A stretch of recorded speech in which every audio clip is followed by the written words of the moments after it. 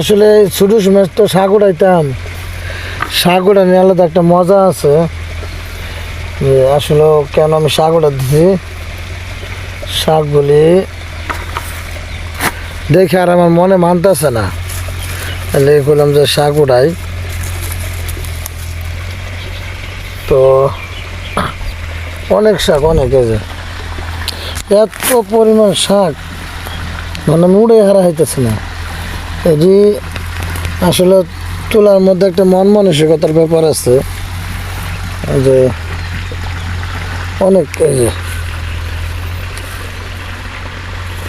তো তোমরা সবাই কমেন্টে বলবা এটি কার কার এলাকায় কী কী শাক বলে।